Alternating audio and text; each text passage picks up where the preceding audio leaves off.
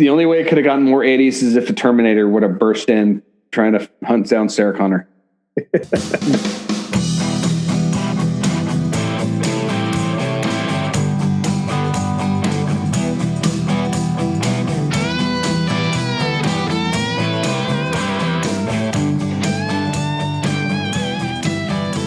Hello, and welcome to the third episode of Cinema Decon, deconstructing and overthinking the movies of our younger years. My name is Steve, and on this podcast, we will revisit the movies that we keep in the back part of our minds as flawless masterpieces, untouchable by any criticism. And hopefully they stay that way. Join us as we rewatch a randomly selected movie from our list of 300 plus from the 80s, 90s, and 2000s. With me on this journey is my co-host, who still wears a single white, crystal-covered glove everywhere he goes, Aaron. How are you tonight, Aaron? I'm doing fairly good tonight, Steve. It's been a pretty good week here in North Georgia. Just happy to get back to doing what we do best, watching movies and completely tearing them apart. North Georgia, where the skies are clear and there's no gas anywhere to be found. Other than the fact that we're in the middle of a gas shortage here in the wonderful land of Georgia, half due to the pipeline ransomware attack and the other half due to pretty much everybody going out and trying to buy up all the gas immediately once they heard about the pipeline ransomware attack. Did you get any? Did you fill up? I already had a mostly full truck, but was going to go top off some of my home canisters the other day, and the gas station right next to my house is already completely out.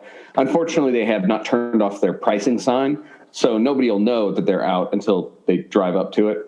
You can see they've got bags over every single one of the canisters and a sign on the door in really small print that says, "We're sorry, we have no gas." It reminds me of the gas shortage in the 80s. Yeah, I've only seen the pictures of those. I mean, was that in 80? Because Carter was president, so it had to be 80. Yeah. They featured it in the hockey movie Miracle, which was about the 1980 Winter Olympics. So I know it was at least going on during that time. That makes sense. We got lucky and filled up on Sunday night, and then Monday the line started. Anybody want to buy some of this premium unleaded? So what we do here at Cinema Decon is a rewatch of an old movie with the hopes that they're still as good as we remember them from the first time we saw them. Then Steve and I meet up to talk about it, point out our highs and lows, give it a rank and place on our mega list of movies. So here we are now, 2 episodes in, fully published all across the interwebs. The interest in reviews have been great. So a big thank you to all of you out there who have tuned in. We've also made some technological progress. We've got cinemadecon.com up and running, which has our list of movies on it, the rankings, and all the episodes we've completed so far. All 2 of them. Yes. And a trailer. All 2.5 of them, for those that can't count. Yeah, I think our goal here is that if we are lucky enough with our schedules to get 1 to 3 movies a month in, that's a good month, say, depending on kids, work, life, hockey, apocalypses, pandemics, gas shortages, whatever happens to pop up that week. Yeah, human sacrifices, dogs and cats living together, mass hysteria. Exactly. Today's movie is the 1998 romantic comedy The Wedding Singer, directed by Frank Coraci, starring Adam Sandler and Drew Barrymore. So, Stevesy, what are your initial recollections of this movie? I have seen this movie so many times. I have nothing but fond memories of it. We still quote it to this day.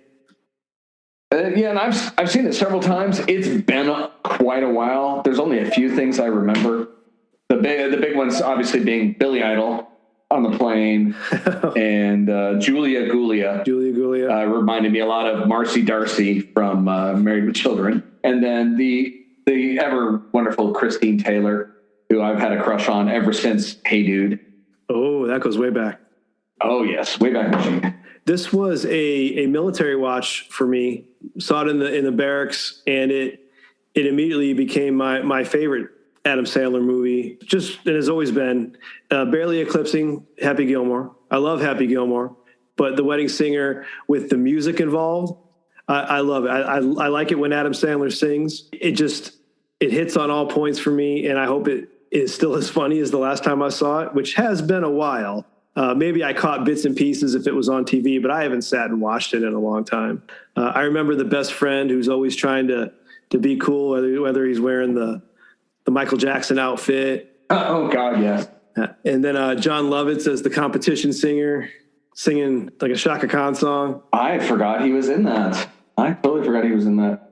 Yeah, off the top of my head, I can't think of anybody else. Steve Buscemi. He's in it at the beginning and at the end. I remember him mainly at the end where he's now the wedding singer. Oh, right. Yeah, it has definitely been some time. I would actually do the exact opposite on yours. I would put, for me, Happy Gilmore slightly edged out this one. This would definitely be up there, but Happy Gilmore is probably what I pick as my favorite Adam Sandler movie. A lot of that having to do with me being a hockey player. Good point. And there's nothing better than seeing Bob Barker punch somebody out. I love The Wedding Singer. You know, it starts off with him spinning "You Spin Me Around," and just it's really the music because all throughout the movie you've got just all the bunch of classic '80s hits, all the classic one-hit wonders. Yeah, the soundtrack, I'm sure is great. I just literally can't remember most of it. Like I said, I might have just been focusing on Christine Taylor the entire time. Well, Drew Barrymore was cute as a button in this. Drew Barrymore. Well before Charlie's Angels or any other stuff she did there. But I mean, she was just a cute little side character, the love interest. Mm-hmm. Was Wedding Singer before or after Scream? Scream was, I believe, 96. Wedding Singer. Wedding Singer's 98. Yeah, Scream was 96. So this was part of her resurgence after Scream. Yeah, and well after, say, Firestarter and E.T. Well, yeah, she had a rough patch after childhood stardom. Don't tell me I never studied. All right, so I'm looking forward to that, and we will come back after we go watch The Wedding Singer. Hey, these sheets are soft. You use Downy? No, all temperature. You can wash your clothes at any temperature, and the colors don't run together. Really? Yeah, now leave me alone. You have to go back to work. You know there's going to be over 100 drunk girls at this wedding tonight. Got nothing to offer anybody. Haven't done jack shit since high school. Why would any girl ever marry me? Marry you? I'm just trying to get someone to play with your ding dong.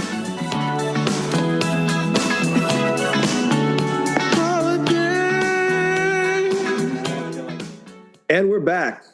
So from here on out, we're going to try and do something new after we watch our movies. We're going to try and do a quick recap from memory what the actual plot was. So Aaron, give it a shot. Sum up The Wedding Singer for us. Former 80s hair band star. I don't have an answer for that. Is there something else I can help with? Hey Siri, review this movie for us. Which one? It took a while. But all right, there we go. Former 80s hairband star turned nuptial entertainer falls for his coworker and future client despite her current fiance's unfortunate last name. Good synopsis. Poor Glenn Guglia. It still reminds me of Marcy Darcy every time that came up. So a movie starts out, Act 1, with one of the most fun intros I've seen in a movie. I loved every moment of that intro. Adam Sandler on stage singing You Spin Me Around. But you've got everything that's cliched about an 80s crazy wedding. You've got the obviously the 80s music, the horrible dancing, the ugly dresses, the underage kid drinking. It looks like a lot of fun. And that really set the tone for the entire movie. And it was just an overall great scene to start out with. I'll definitely say that the ozone layer above this fictional Ridgefield city back in 1985 is definitely losing a lot of layers with all the hairspray that was in that first scene. Lots of hair. Oh, yes. Yeah, there was more 80s in that opening scene than, it was just, straight into your veins there. I was going to say, there's more 80s in that scene than 80s that I experienced. And I have that question here. Did you ever go to a wedding in the 80s that was remotely like this? No.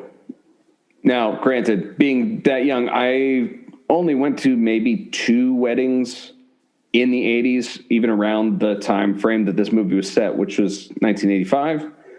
The only one I can think of offhand was around that time frame, maybe a little later, but it was actually my dad and stepmom's wedding. And it was nowhere like this. Yeah, my wedding recollections of the 80s are about the same. I think I went to 2, maybe 3 as a kid. I have a memory of my uncle's wedding where I think it was my uncle's wedding. I had on this white suit with, it looked like cookies and cream ice cream. And that's one of my clear memories because everyone kept telling me that my suit looked like cookies and cream ice cream. Pics or it didn't happen? Oh, there's pictures out there. There's definitely pictures out there. I don't know where they're at. I hope they never come to light. But you're talking Steve at around, say, 5, 6, or 7. I don't remember the exact year. Note to self: pose inquiry to Steven's father. We need new we need new clips for the website, man. I did notice this time around, though, that Sandler's 2 friends that are in almost all his movies, they are both in this movie. Like, think of the 2 metalheads from Little Nicky. Oh, God. It's been so long, I couldn't tell you. So one of them is the limo driver, Sammy. And then, yeah. But the other one is the long-haired guy at the opening wedding that gives the underage kid liquor. Oh, yeah. Yeah. I never noticed that first time. And that was a very bit part too, because he never really showed up in the rest of the movie. Nope. He was friends with the best man, Steve Buscemi. Yeah, he was mildly disgusted with Steve Buscemi while he was completely drunk up there, becoming the best guitarist in the world. Self-taught. Jinx. But yeah, that's probably the best man speech, in cinematic history. Mm-hmm. But it leads into where we first meet Robbie. The music aside, he saves the wedding, shows him as the caring, real tuned into couples in love and who he is and that he really cares a lot about that whole, the business, but just weddings and love in general. Yeah. I mean, he's at the top of his game at this point. He works as obviously a great wedding singer. He adores weddings and love in general, and he's about to get married himself to the woman of his dreams.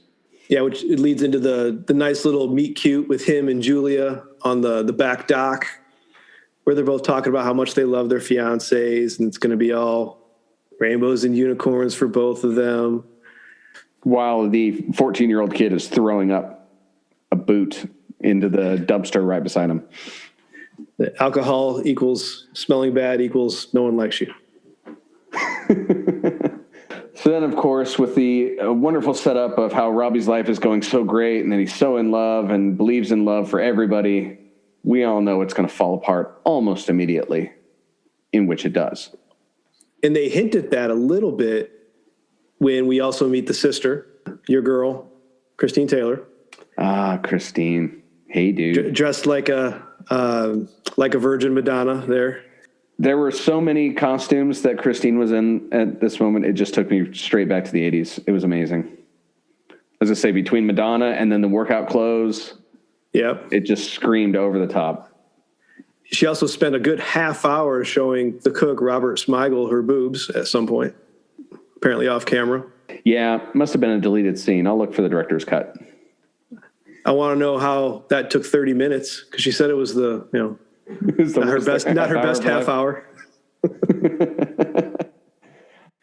But it's in that scene though where Julia tells her that her fiance has not set a date and she's worried he's not gonna. So that plants the seeds of trouble in paradise there. Yeah, that's also the scene where it pretty much sets up Christine's character as the obvious. Everybody knows that she's a slut and she has no shame about it, or very little. I wouldn't say no shame because it obviously wouldn't have been the worst 30 minutes of her life if she had no shame. That's true. I do have a newfound appreciation for her character, though, because watching it this time around, I had never realized how much she pulls the strings this entire movie. She zeroes in real quick on, obviously, her sister's in a rough relationship that's not good for her. When Bobby rebounds, which we'll get to that later on, she sees the connection and she starts doing things on purpose in order to she's the puppet master. The whole getting a date with Robbie after watching them kiss was by far, I'm sure she's definitely pulling the strings because she sees it. Mm-hmm. She doesn't want to see it. She later says, how could I have missed this? But I think she saw it. It just didn't click right at that point. If Robbie had gone up with her, we're not there yet in the plot, but had Robbie gone in and had sex with her, she still would have, because like you said, she established. Oh, yeah. That's what she likes to do. But she was probably much more glad that it didn't happen because it proved her right in her Machiavellian strategy to get her sister with the right guy. That leads into the next day or however many days, but you've got now Robbie's wedding with string quartet playing "Don't Stop Believin'," which is kind of nice. I want a cut of that. That was pretty nice. The soundtrack alone in this movie was excellent. Yes. Between the covers, I mean, maybe not so much with George only singing "Do You Really Want to Hurt Me" 7 times in a row, but other than that. Interestingly enough, they actually have the person playing George is credited as both Robert or Alexis Arquette. I'm not sure if this was like a timing for if you were to go to IMDb now, she is listed as Alexis Arquette. If you look at the bio, he was originally listed as Robert Arquette. So I don't know how the timing fit. I think this was the beginning of her personal transition in reality. She's got a great voice. I just honestly can't stand that song. You better get in there. They're starting to turn on George. And also, yes, learn another song. You're obviously a good singer. There's plenty of Culture Club songs out there. She could have learned another one. I don't think Karma Chameleon would have set the room either. What about their third song? Cricket. Cricket. Oh, yes, their third song, the one that everybody likes. Sure. There were also a lot of real world, like straight 80s references that I liked it here. Not the typical stuff that you see in movies where they'll make up almost sounding ones because they don't want to throw out the real company names or things. There is one I have a problem with, and we'll get to it in a little bit, but it bugs me because it throws off the dating of the whole movie. Ah, interesting. It bugged me as soon as he said it, but we'll get to it. So the next day, Robbie is deep depression starting, and Linda shows up. Yes. Yeah. Linda, of course, being the ex-fiancé that completely ditched him in front of the entire wedding party. Yeah, Linda shows up. She expects everything to be all good. They have a very frank conversation, and she just lays it out. Robbie dodged a bullet on this one. That woman's a basket case. Oh, yes. Yeah. And obviously fairly superficial. Her reasoning behind, instead of just, rationally talking to him or talking to him about anything at all, she literally just ditches out of the wedding because she came to the realization that she didn't want to marry a wedding singer. She wanted to marry the rock star that he used to be. And we get some hints as far as Bobby's internal thoughts from like his sister. He lives with his sister and her husband. Where she says that Robbie's been wanting to get married since he was 10 when their parents died or something. I don't know the exact age, but his goal, it hasn't necessarily been to fall in love. His goal has just been to get married. And I've known some people like that. So he wants to fall in love, but his need is to get married. He would have married anybody at that point. Which makes you wonder if that was one of the primary reasons he switched over to being a wedding singer after his supposed rock band meltdown, which we didn't get much of a backstory on what happened to his band, other than he used to be a lead singer in a band called Final Warning, where he wore spandex and silk shirts. I actually do like Adam Sandler's singing voice, and when he does, do full songs. Oh, yes. He's got several songs on his albums that he's almost Springsteen-like, The Lonesome Kicker and several others. I love those tunes. And then, his covers of original 80s classics sound great. So then we cut over to Drew Barrymore's house, her all pink / purple house. Oh man, that was bad. I don't know who painted that interior. That was bad. That was just, it was just missing literally all the rainbows and unicorns on the wallpaper. Yep. This is where we meet Glenn. We find out that Glenn is a dick. Literally immediately. Cares nothing about her. He's the stereotype as far as the superficial Wall Street dude, loves Miami Vice. Literally. He dresses like Don Johnson, straight down to the white suits and bright pink shirts. Whereas to counter it, Sammy dresses like Michael Jackson the entire time. So, you get two different sides of the 80s in this movie. Sammy is my favorite character in the movie. Every weird outfit he wears, his need to be as trendy and with every fad of the 80s is great. You got to lose the glove, though. Which, in fairness, he did. Sammy has a good moment, kind of. He goes into Robbie's basement to kind of get him out of his funk. Robbie's listening to The Cure, of all things. And his depression is pretty much in full stream at this point, where he tells him he's got to go back to work. There's going to be 100 drunk ladies at this wedding, which to the viewer, is going to be a recipe for disaster. To which Robbie replies that, he's not in the mood. What makes you think I'm going to fall in love with anybody kind of thing, which Sammy comes back with one of the better lines in the show. It's like, love. Hell, I'm just trying to get somebody to play with your ding dong. There were a lot of good one-liners that I've requoted in random conversation from this movie. Yeah, Glenn is obviously a dick. Doesn't care too much about Julia other than the fact that he knows that she's loyal and he knows that she's not after him for his money, because per his own words, they've been together while he made his money. So she wasn't, in his mind, a gold digger.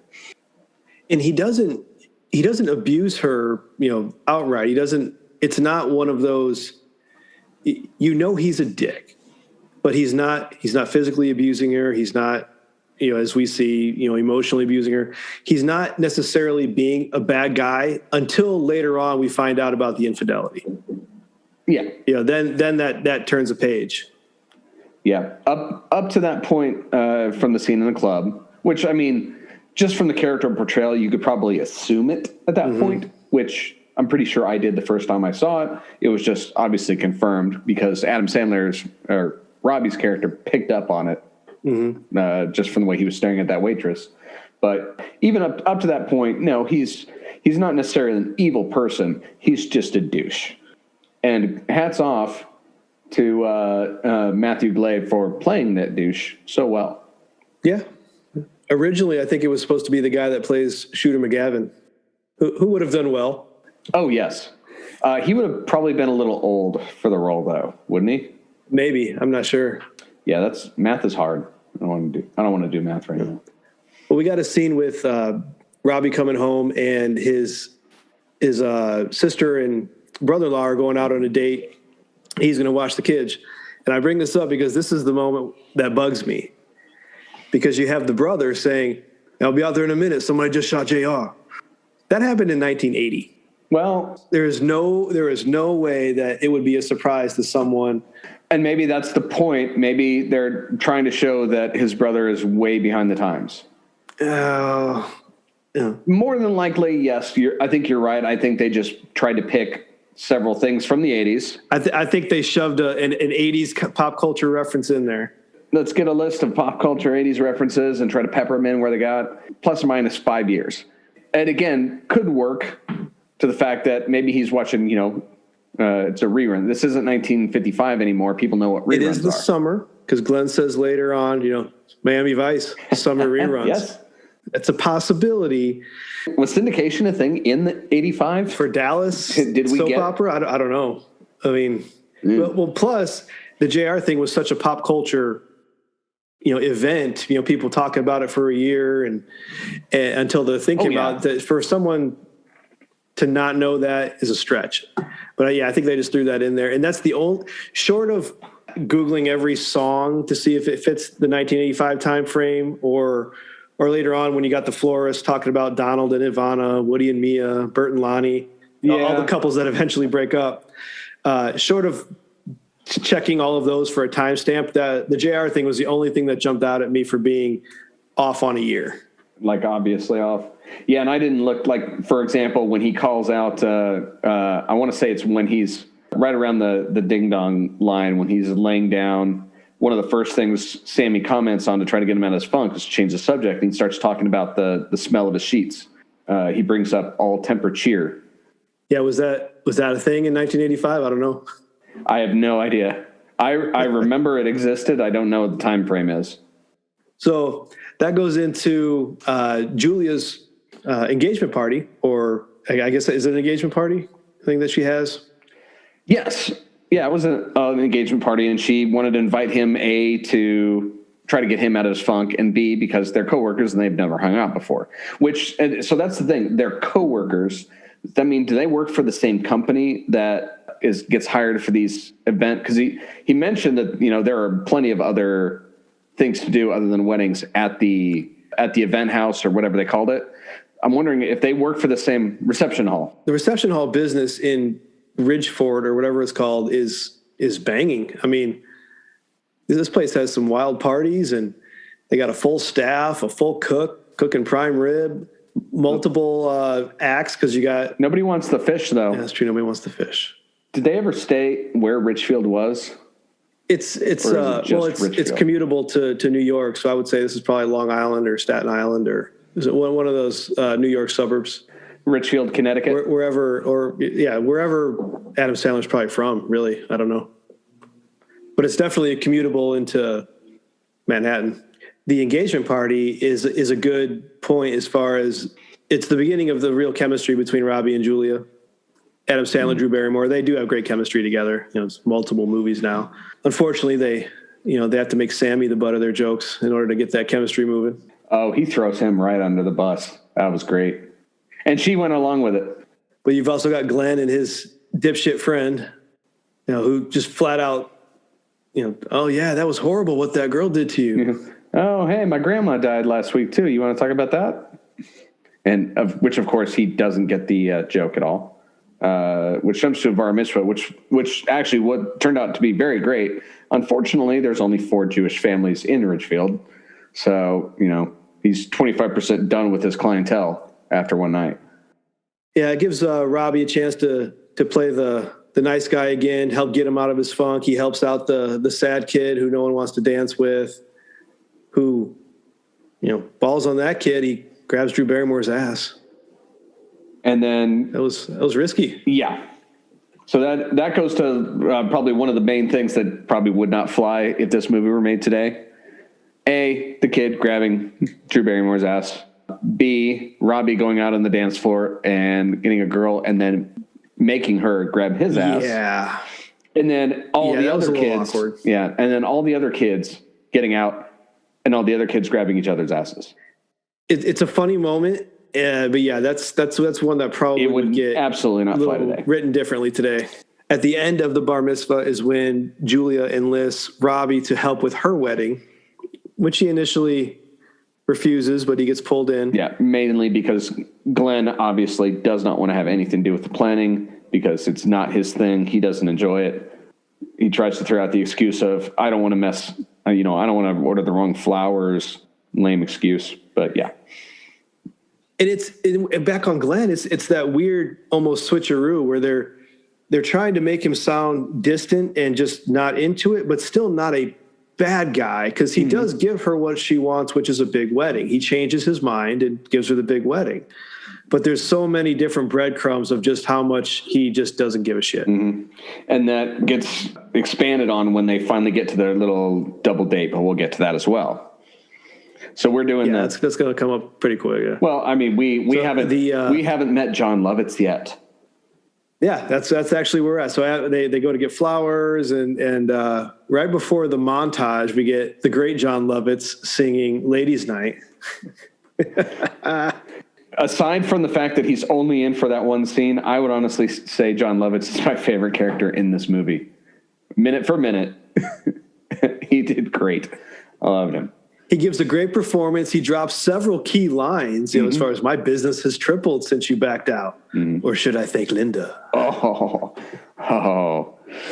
shots fired, man. Shots fired. Plus right after Julia decides that performance has inspired her to hire a DJ, basically saying, get the hell out of here. She starts talking with Robbie, and they get into the concept of how he always liked to write songs. That was one of the big things he wanted to do.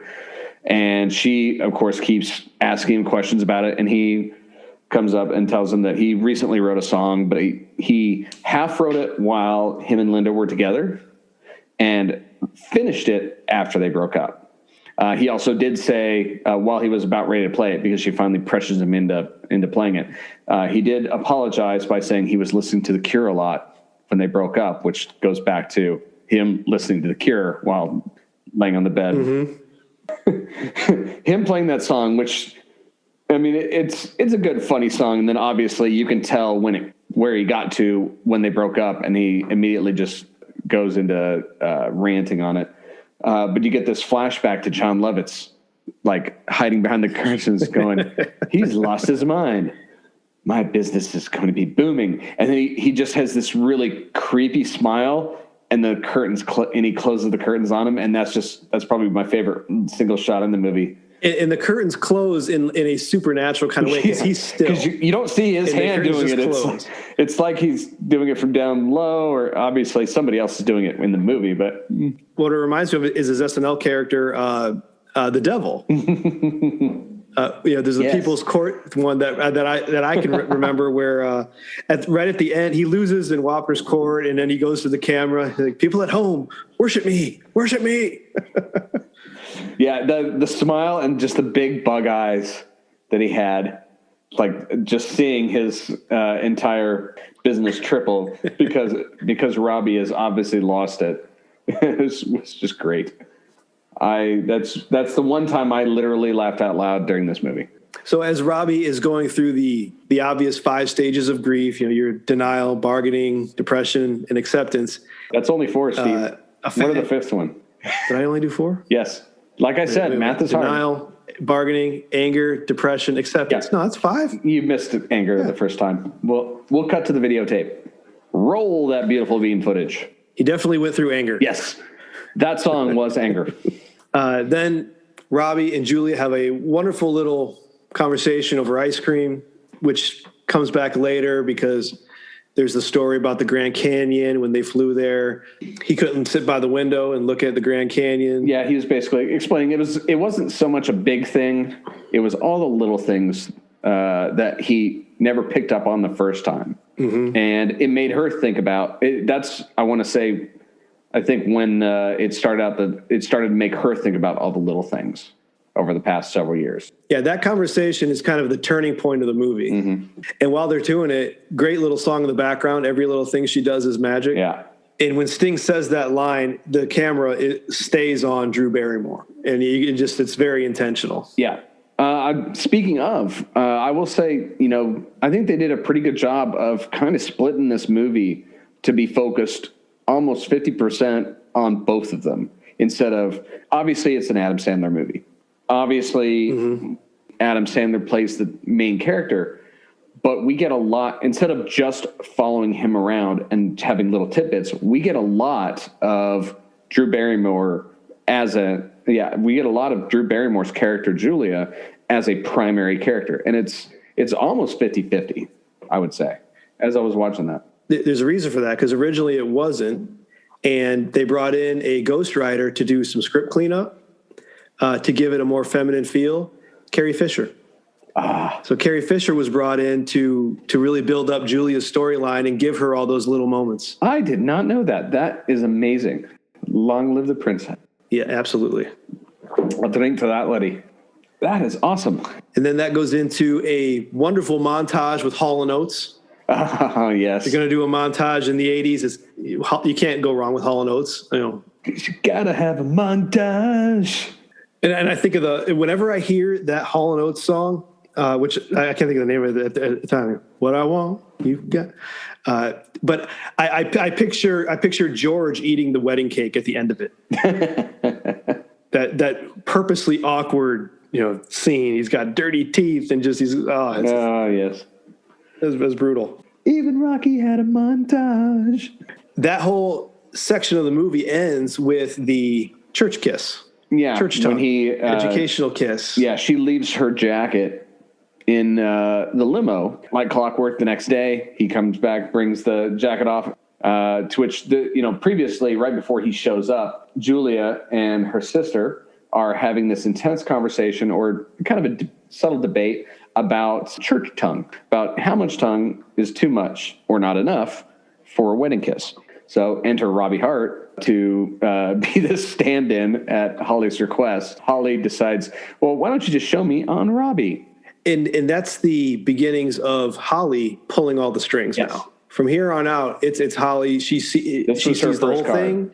Yeah. Yep. This was her first. And that from that kiss on, it changes the rest of the movie because now there's an idea in Robbie's head, there's an idea in Julia's head, and Holly knows it's not an idea for her. She sets up, so she starts talking to her sister about it later, trying to play up Robbie. Robbie's cute, huh? I really like him. You should set me up with him. Basically, kind of testing her to see what she says, what she does, or how she reacts to that. And you can tell that she's not immediate like, oh, hell yeah, you should do that. It's more of a, you want to date Robbie? Which leads into the famous double date. Into the 80s most club. 80s of 80s clubs. The only way it could have gotten more 80s is if a Terminator would have burst in trying to hunt down Sarah Connor. All neon lights everywhere. It's very smoky. The hair, man. Oh, my God. Holly in another Madonna getup. Holly in the hair. Have I mentioned I like Christine Taylor? But the double date is where Julia drinks too much and they have to leave and go to the restroom. And Robbie has an opportunity to talk to Glenn one-on-one, which is kind of their first real one-on-one conversation. They sit there for a while too, because right after they leave, they just sit there because they obviously have nothing in common. They have nothing to talk about. I did like the Julia climbing over the table to get to the bathroom. Yeah.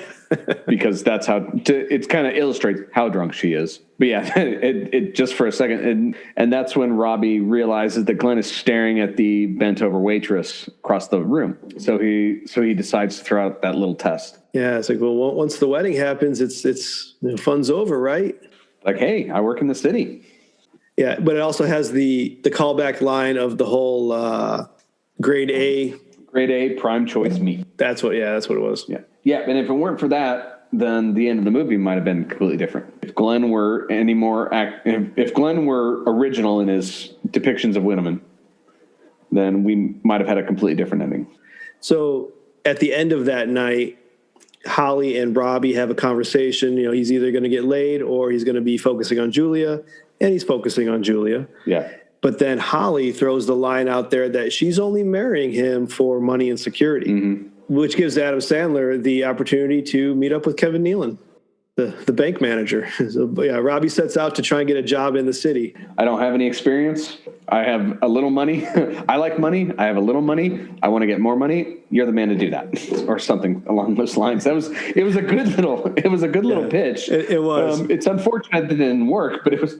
There's a lot of money in those walls, and I'd like to get my hands on it. But then that leads then to a lot of drunken mess. Yeah, it also pushes him, I think, a little. The whole idea that that's why she's marrying him kind of irks him a little. Besides the fact that it makes him think, well, maybe this is what I have to do to get somebody like her. It also irks him that I thought she was different. I didn't think this is what she was after, kind of thing. Because he gets a little kind of a little animosity would be the right word. The next time they talk. Well, I don't think that Julia reacts properly, in my opinion, because Holly tells Julia that she told Robbie why she was marrying Glenn. Well, she sort of did it because she said, because you love him. And then let it sit for a second. And because of the security. And that's when Julia was like, wait, no. Julia goes to Robbie to give him the sheet music that she had made for him. And she gets so offended when Robbie repeats back to her that she's getting married for money. And Julia just seems so offended that he would say that. But that's a good point. She knew that's what he thought. Yeah.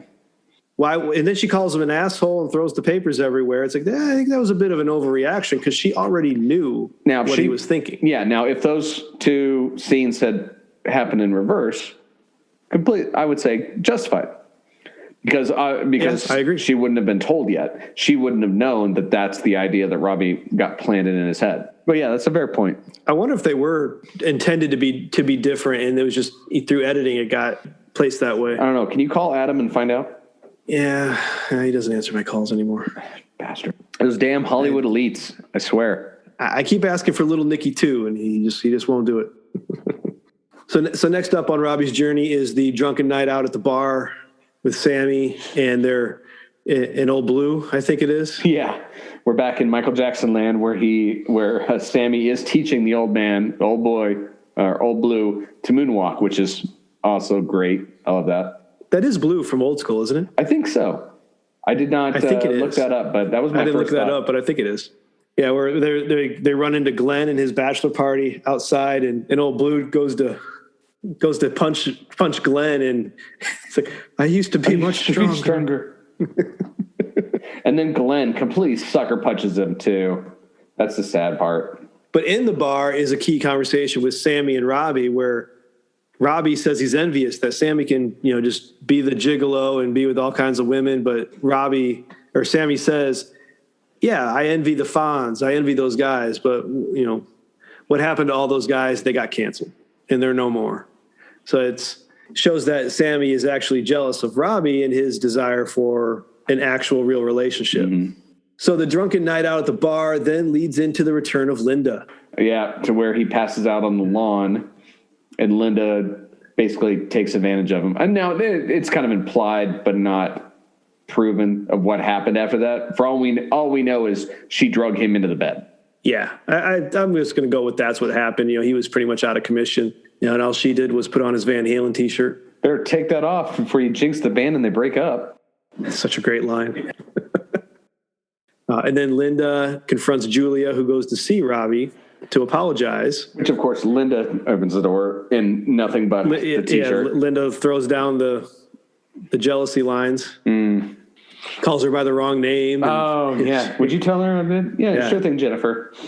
So the next day is little Rosie's 50th anniversary, which we haven't mentioned her, but Robbie has been training her to sing a little show tune from the Music Man. But she does great. It's nice. She did a really good job.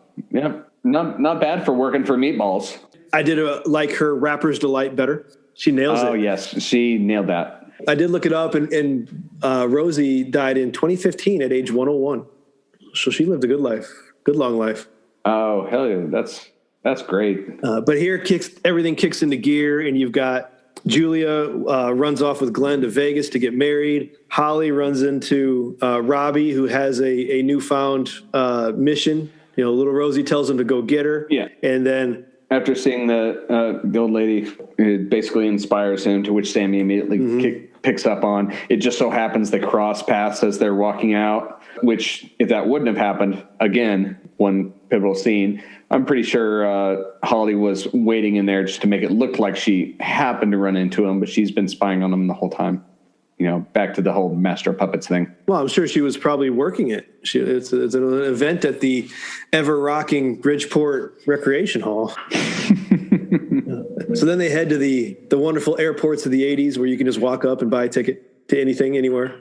Oh, my God. Paper ticket, no less. I'll go ahead and mention it, but I thought it was a bit forced. But the Flock of Seagulls guy was kind of dumb to me.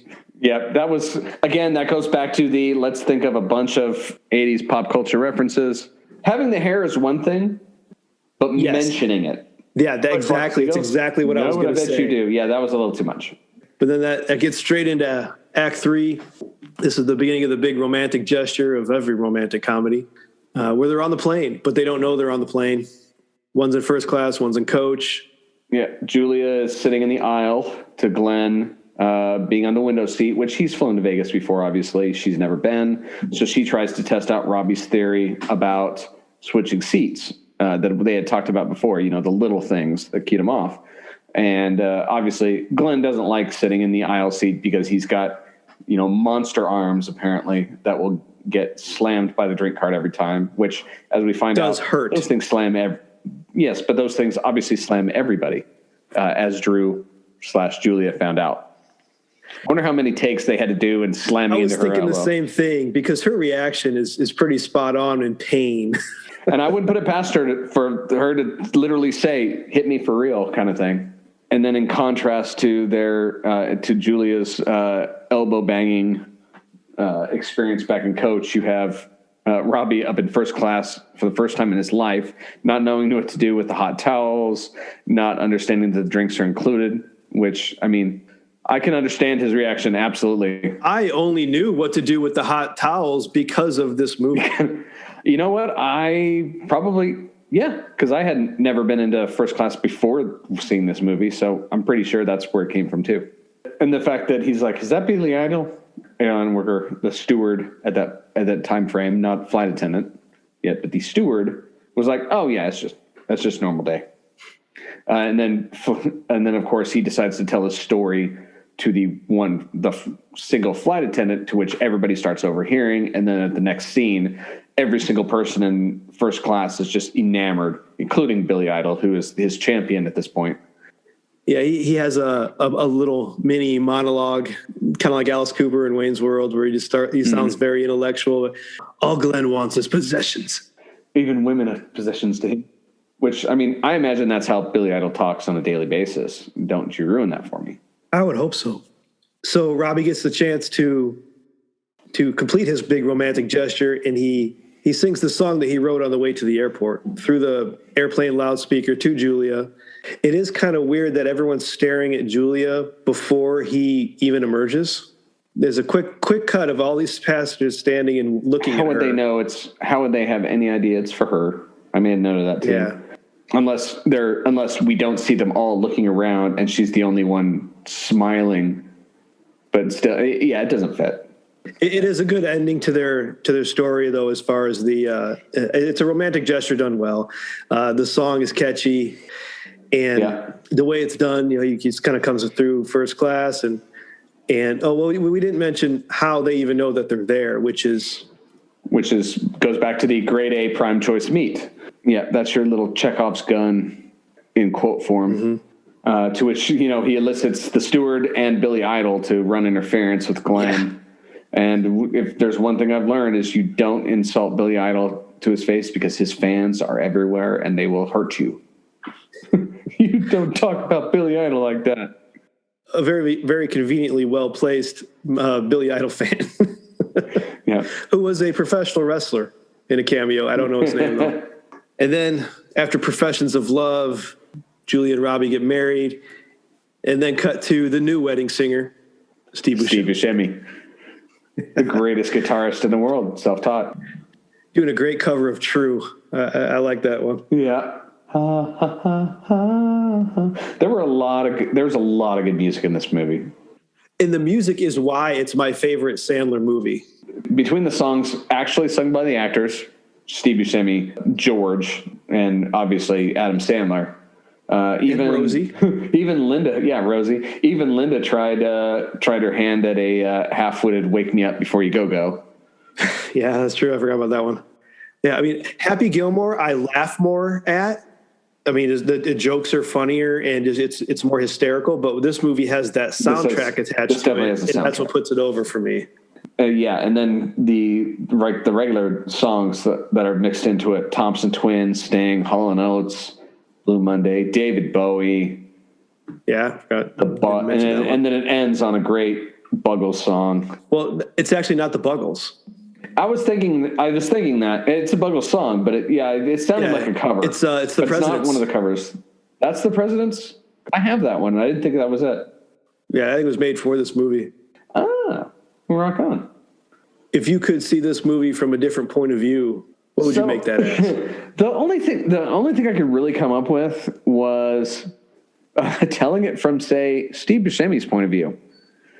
That'd be a short movie. Well, you don't see him in much of the movie, but for all you know, he's in the background in a lot of it. But he's basically, instead of being at the top of his life, like Robbie is, to go down and then come back up, Steve's starting at the bottom. He is the drunk brother-in-law who is constantly ignored by his parents, even though in his mind, he's as good, if not better, than his brother. He's obviously an aspiring singer and or guitarist, self-taught, that maybe he's sitting there in the sidelines watching Robbie bounce back from this evil thing that happened to him and thinking, well, if he can do it, I can do it. And at the very end, he becomes the wedding singer. So the movie's really about him becoming a wedding singer, and that instead of Robbie Hart already being a wedding singer. He has the true hero's journey. I would like to see this strictly from Holly's point of view. Also, yes. We're not getting all those side scenes with Robbie or Julia off doing their own thing. We're just seeing it from, like you said, she was probably waiting in the wings watching them. Yeah. In her bedroom. Seeing things from a distance. Yeah. In her bedroom on the walls. She has cameras. everywhere. She's sitting there in a surveillance station. She's got a pin board with pictures of Robbie and Julie and everybody, and she's got strings to them. There's red string everywhere. You've seen the meme of Charlie from It's Always Sunny. He's like, where's Pepe? No one's seen Pepe. That I'd watch that. Now's the time on our show where we rank the movie based on our fan review while also adding in the IMDb rating. This is a 10-point scale, and the average will be put into our mega list. Mega list. So, Aaron, what's your ranking of The Wedding Singer? So, like I had said before, this is definitely one of my favorite Adam Sandler movies. I wouldn't put it at the top of the list. Me, from a personal aspect, still put something like Happy Gilmore above it. But it's definitely in the top 2, top 3. I'd actually, from my recollection, I'd say it's at least my second favorite Adam Sandler list. It's definitely funny, although a lot of it is just straight up, 80s reference jokes. So it's not something that's very repeat watchable because, the joke's kind of over as soon as you hear it. That being said, if it's something that you don't watch, it's definitely rewatchable, just not too often. So I wouldn't put it on like I need to watch this every year kind of thing, like I may or may not do with all the Star Wars movies. I ended up giving this a 6.8. I think that's reasonable. I ranked it a little higher. I do really love this movie. It is something that I would definitely throw on randomly. And again, I keep going back to the music. I just adore the 80s hits that they selected for this. They all work well in the movie. They complement the story. They complement the comedy. Adam Sandler, displaying a full range of emotions when he needs to in a comedic way. It just really kind of hits all the good points. It's not a perfect movie by far. I mean, that JR thing still kind of irks me. And the flock of seagulls, yeah.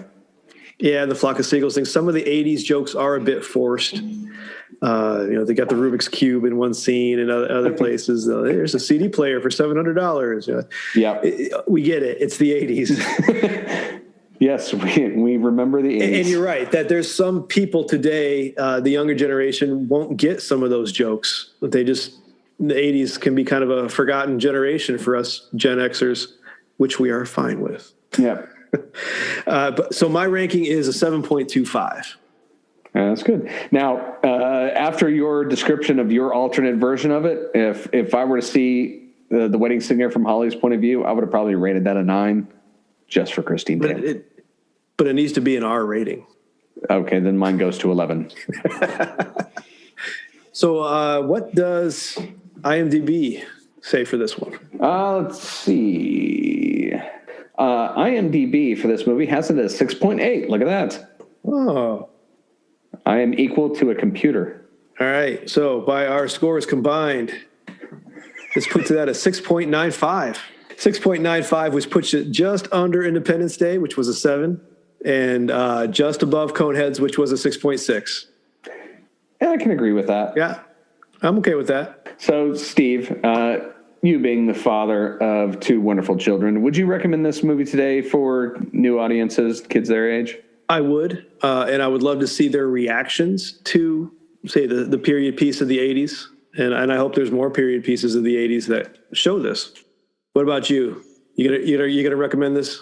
I would agree. I would definitely say it's worth the watch if you've never seen it, even if you hadn't grown up in the 80s.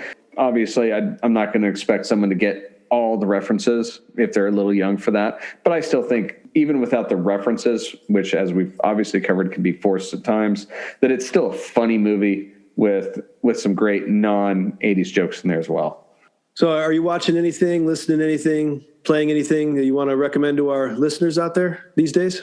So for right now, if you basically dating this, I'm a big Star Wars fan, and we are about 2 weeks into the new Disney Star Wars show, The Bad Batch. For any good Star Wars fans, I would definitely recommend it. It is a lot better of a watch if you have watched any of the previous shows, specifically the prequel trilogy and the Clone Wars. But that's the big one that we're waiting on for now. We basically just wrapped up the first 2 Marvel MCU TV shows recently. So Disney's doing a pretty good job right now of trying to get something out at least once every week for quite a while. So that's going to be nice.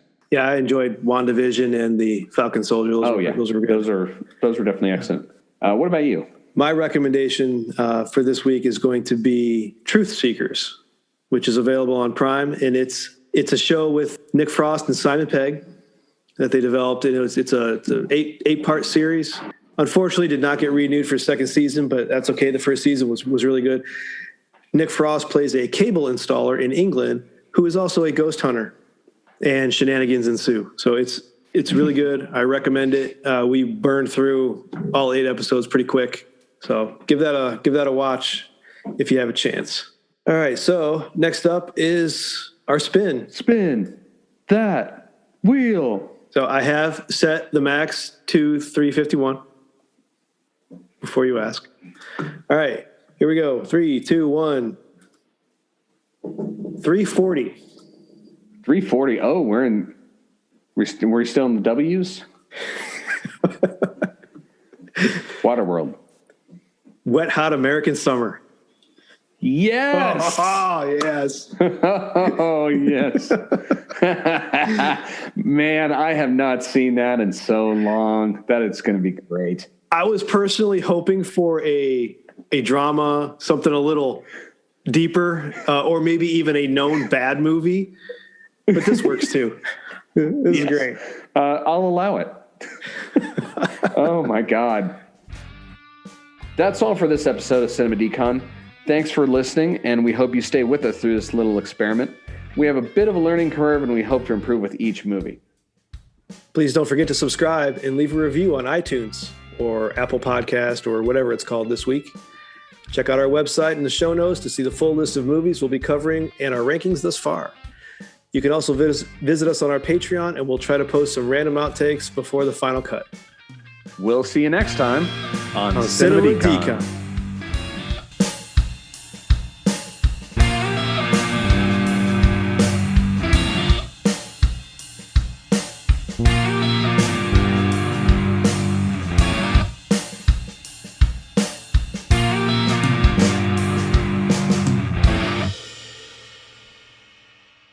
Why is there a chalkboard in my garage? Wibbly wobbly, timey-wimey.